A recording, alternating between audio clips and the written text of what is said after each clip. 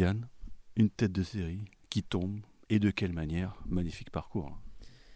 Oui, oui. Après, je fais pas attention à ça quand je rentre sur le cours. Pas une joueuse comme une autre, mais je sais que c'est une bonne joueuse et qu'il fallait que je fasse un match très sérieux et très solide. Mais je suis contente d'avoir réussi à le faire. C'était un petit peu bizarre. J'avais l'impression qu'elle était pas trop dedans, elle, dans le match. Donc c'était pas facile d'avoir du rythme au début.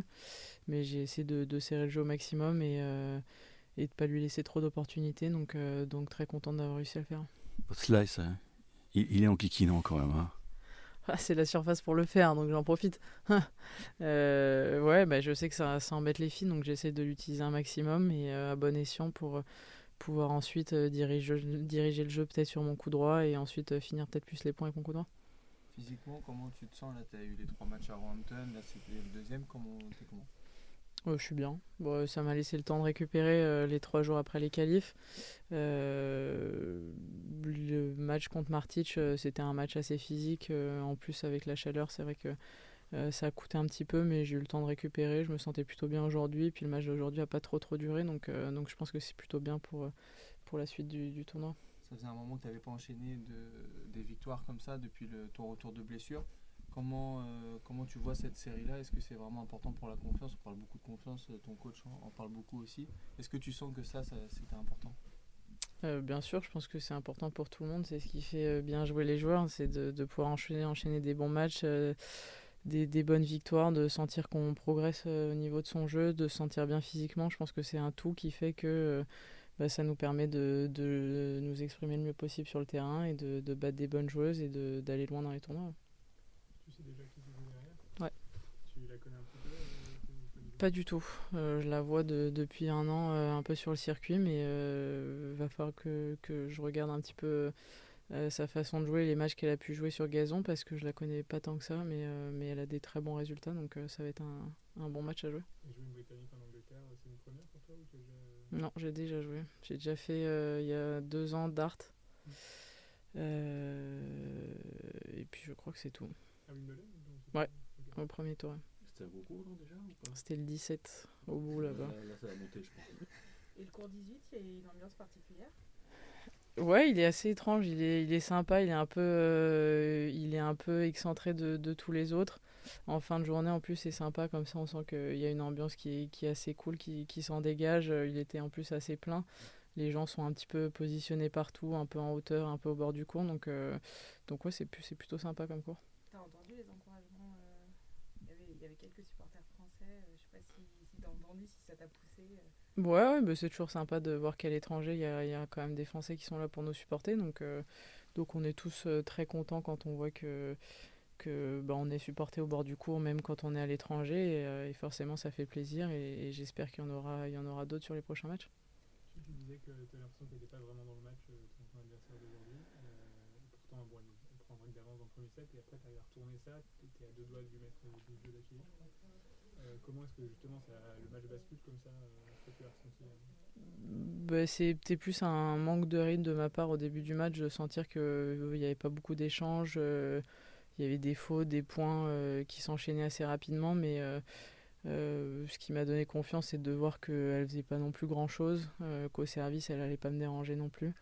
Donc ça me laissait un petit peu de place pour m'exprimer et de me dire que si j'étais vraiment très concentré sur chaque point, que j'ai essayé de mettre de l'intensité, au fur et à mesure mettre en place mon jeu, que ça allait sûrement lui faire mal. Donc c'est ce qui s'est passé.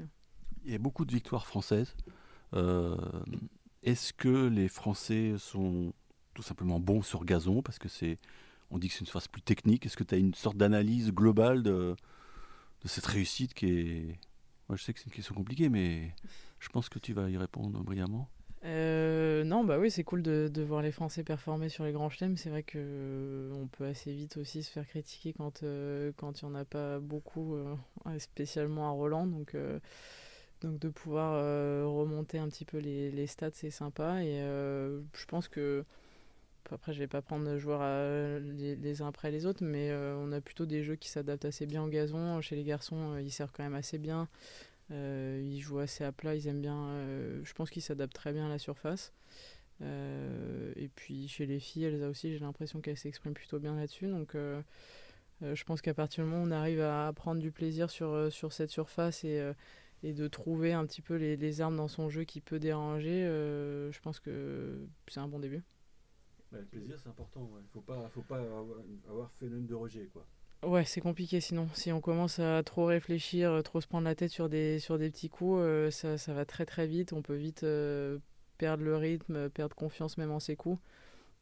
C'est une surface qui laisse pas beaucoup la place à l'erreur et à plein de petits défauts techniques. Donc c'est vrai qu'il faut ouais, prendre du plaisir, être hyper concentré et faire attention un petit peu à tout ce qu'on fait. Tu avais battu qu'une top 20 auparavant. Cette victoire, tu la places où dans ta carrière, dans ta jeune carrière? C'est dur à dire, je pense que c'est plus un tout, c'est le moment, c'est de revenir après des mois difficiles, d'enchaîner 5 bons matchs, d'être au 3e tour d'un grand chelem. Je pense que c'est un peu un tout qui fait que je suis très contente aujourd'hui d'en être là et j'espère que c'est pas fini, mais elle va être dure à classer parce que j'ai pas l'impression non plus d'avoir fait un match exceptionnel et qu'elle a été non plus exceptionnelle en face, donc ouais, c'est toujours sympa de gagner contre une bonne chose, mais je vais pas la placer en numéro 1 non plus. Là, juste avec un minimum ce 3e tour, tu vas retourner dans le top 100. Donc ça veut dire fini les qualifs au moins pour l'US. Est-ce que ça, c'était un truc que tu avais en tête de passer le moins de temps possible hors du top 100? Ouais, bien sûr.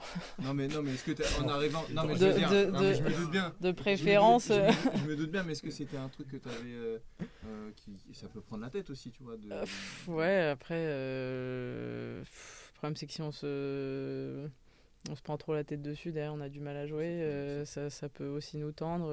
Je savais que le cut il était à la fin de WIM, donc il me restait plus non plus beaucoup de tournois à jouer pour pouvoir remonter dans le top 100. Après là j'y pense vraiment pas du tout quand je joue le tournoi, mais on va dire que ça va avec et c'est le résultat de plein de petites choses mis bout à bout, mais oui, très contente, mais après je suis pas sûre d'être non plus très bien classée dans les 100, donc va falloir que je me bouge un peu les fesses.